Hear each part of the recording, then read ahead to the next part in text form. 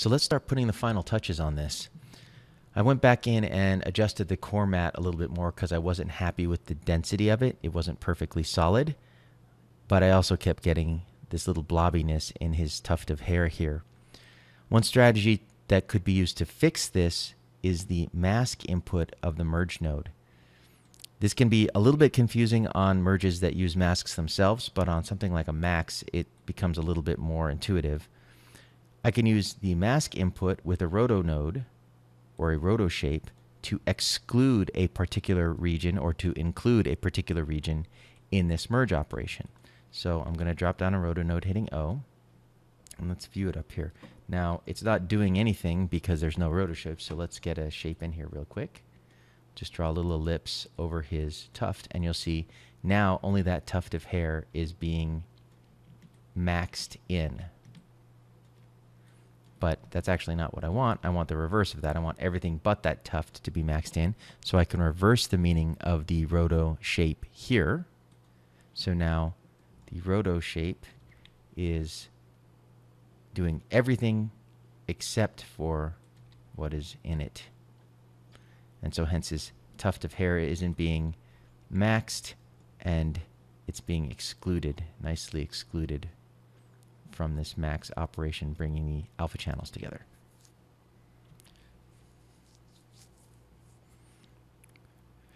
The next problem area we need to tackle is this annoying artifact that seems to be baked into the plate, this bright line along his back. And we can use a similar sort of strategy to do this. What I'm going to do is modify the mat after all of my mat operations here to shrink that area in a little bit more. You know what? But before we do that, let's tighten up this GMAT that we use to bring everything together, because all of these little contaminated areas out here are annoying me also a bit. This would be a good candidate for doing a procedural approach. If it was a moving plate, figuring out a procedural approach to getting all of this stuff would definitely be in order. We could probably adjust our raw mat a little bit too, to be a little bit more greedy there without damaging the quality of our mat all that much. So that will exclude those areas there. So that's touched up. Let's address that issue on his back down here. Once we've gotten a nice solid mat, we'll view the final result. Yeah, it's still got a glowy line. We still have to shrink that mat ever so slightly without shrinking all of the others. So we're going to use a similar strategy using a roto shape here. I'm just going to drop down a roto. And normally, if you do this, if you control a blur with a mask, you have to be careful. You can only really do it by small radii, or small radius, a small radius, because if you're not careful, basically you're compositing the blur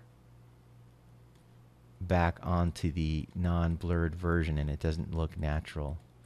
But if you're going to use just a small amount, so I'm going to blur only the alpha channel here. You'll see, and that's what's happening. So let's blur just enough to get a handle on it, and then we'll use the same roto shape and a color lookup to shrink that alpha channel. So I'm using that to move it in ever so slightly.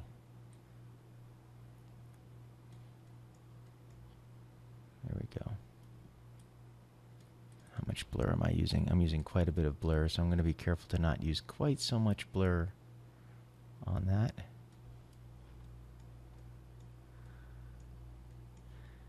And then shrink that mat in just ever so slightly using this color lookup. Just enough to fix that white edge, but not much more. And I'm not even going to go that far because this has a white edge on it too that I don't have to deal with. We'll clean this up with a little bit of edge blur, which may do the trick. So there we go. Look at our add mix now. viewing it there. And we'll use the add mix to help clean up some of that edge. So now by adjusting the premultiplication curves of our add mix, we can change the size of the foreground and the background. So this is adjusting the matte on the foreground to make it a little bit tighter in this case, but we could also adjust the meaning of the matte on the background to loosen or tighten the background here as well, so that they overlap ever so slightly. The next thing to do would be perhaps add a tiny bit of edge blur here. So let's look at our alpha. It's solid. We need to blank it out. So I'm going to drop down a shuffle node here, upstream on the B side of this, and black out the alpha. I'm sending black to the alpha of this so that only the alpha channel of my A pipe comes through. And then underneath here, I'm going to add an edge blur. Well, let's look back at the RGB, and you'll see by default the edge blur is typically much too strong. In this case, we only really want the edge to be about as blurry as the edges on the foreground plate in the first place. So he looks about that soft. We only ever want his edges to be about that same softness as well. So we want them to be softer, but not too soft. Something like that maybe. So in this case, a little over 1.3 pixels for this matte. It's going to depend on the matte that you have, how much softening it's going to need. And the great thing about using this to soften the edges is that you're actually blurring the foreground and the background together when you use this technique. Don't go too far though, because then it'll start to look very unnatural. Okay, starting to come together. Now, one thing I'm noticing is the foreground, the quality of the foreground and the background noise don't really match very well. I'm going to drop a little bit of defocus on the background here, simply because the distant background is out of focus, and I'm going to push it a little bit more to hopefully get rid of some of this noise. And then, well, let's try it. Let's see. I'm going to put the defocus here, and I'll see if that helps. No, don't want to go too far. If you were not happy with the fact that the foreground ground was too defocused, you could put a gradient in there and we could use a Z defocus, but this is looking okay for this. And then I'm going to match the noise between the foreground guys here and the background. So I'll use their noise as the noise for everything now. So I'm going to drop in an F regrain here.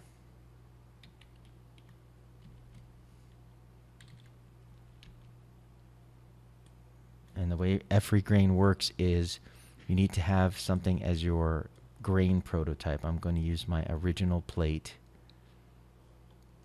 and then you pick a region that you want to sample as your grain. This big flat area here is perfect, so we'll sample that.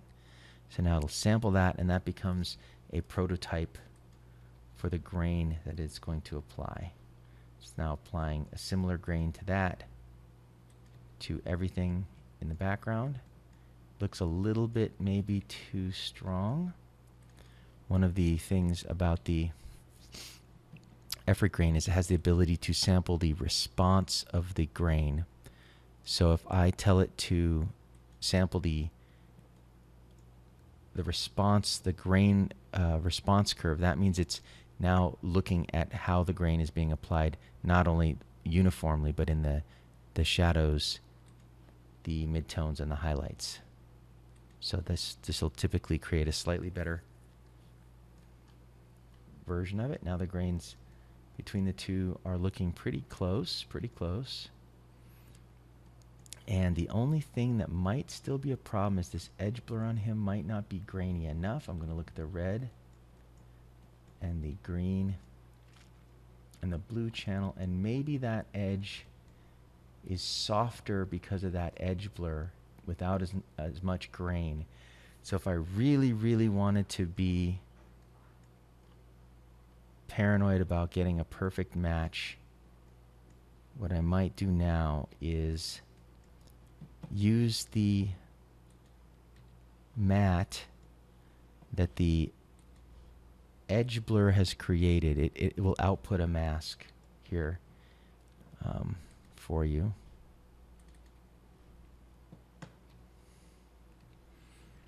If you tell it to, in this output tab here, to output a mask, so I'm just going to put it straight into the alpha, it will output what it is detected as the edges. So this is the areas that it used, this is the edge that it defined for its edge blur. And then we could do another F regrain. And we'll want to use the same source. And we're going to F regrain everything, which of course is going to make everything too grainy. Oops, I got these backwards. There we go. Of course, it's regraining everything, so it's getting grain again on everything.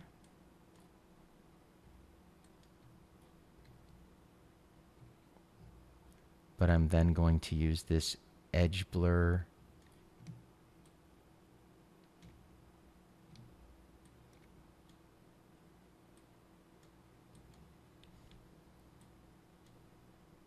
the alpha channel that was defined by this edge blur to composite this extra grain patch back over the edges that were blurred. So to do that, I could use a key mix or a matte. Let's use a matte merge. So we want to put A over B, because remember, this already had the alpha channel in it. And let's see how that looks. It's going to be subtle because it's only putting a little bit more grain over the very, very edge, but that will have the effect of making sure that that edge, even though it was blurred, has the same amount of grain. See that? It's very subtle, very, very subtle. But now, even though it's been blurred in, it has the same amount of grain as everything else. So this should have the effect of pulling them all a little bit more into the same space rather than it feeling like a blurry halo thing floating over the rest. And it would be a little bit more obvious, especially in motion. Now that we've done that, we might actually be able to afford to put a little bit more edge blur on here, because interesting thing about grain is it tends to make edges look sharper. Noise tends to make things look sharper. Gives your eye something to latch onto, so you get an overall sense of sharpness. It's a perceptual thing. Okay, so those are all the steps to really bring this thing together. Is edge blur, a little bit of grain. Oh, and we never color graded the foreground. The foreground still does not have a nice color grade. So let's drop something in here to make these colors match a little bit better, because that hasn't gotten that. So because it's in an unpremultiplied state here, we can safely do a color adjustment below here. So I'm just going to use a simple grade node right here. And let's try to put some of this sky color in the foreground. I'm just going to grab that using the color picker. I'm just going to lasso that color into the, let's view it here. And I'm going to grab some of that. And it's going to be a little too strong, of course. It's going to be way too saturated and everything, but it gives me the hue. It gets the hue into these color mixtures. So now I can adjust about how much of it I want to bring in. And I could move the hue around from here if I wanted to. Maybe go a little bit more on the orange side of the spectrum than the pink side of the spectrum.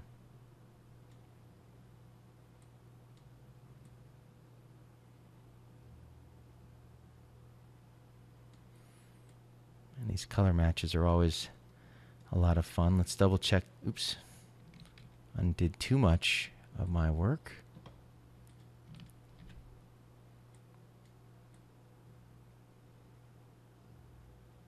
It's always a matter of opinion. What is the right look?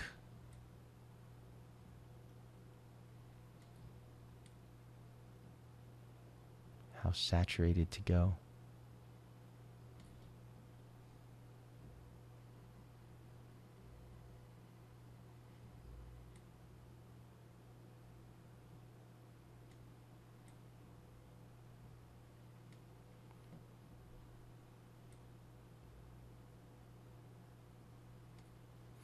And let's double check to make sure that our black levels are good. And it seems to me that their blacks are more reddish than the environment. So we will just use lift here to push a little bit of this environment color into their blacks.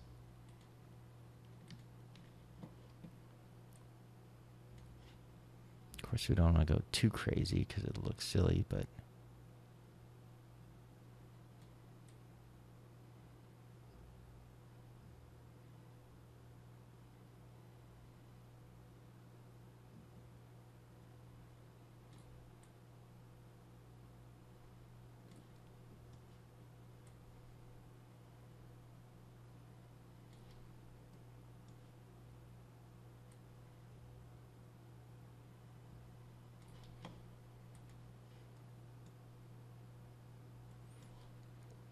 and we never got rid of all the rigging here. So let's quickly get rid of that rigging. I made some roto for that, and remember we can adjust mats just like we can do anything else. So if we wanted to, we can put all of this stuff outside. All the stuff we want to keep outside of our roto shape here. So that outside of that. So I'm going to type out. And if we wanted to adjust the logic here, we could use an alternate operation. And in this case, that would be stencil. Gonna reverse the inputs. I'm hitting Shift X to reverse the inputs. So now if I disable this, the B pipe will flow through, and it's a little bit more tidy in terms of logic. There we go. Now it's starting to come together. So I think that's just about it.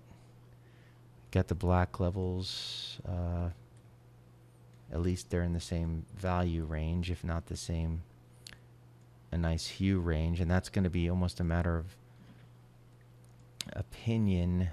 They do have a similar bluish tint, so this is all because there's a lot of blue haze in the environment.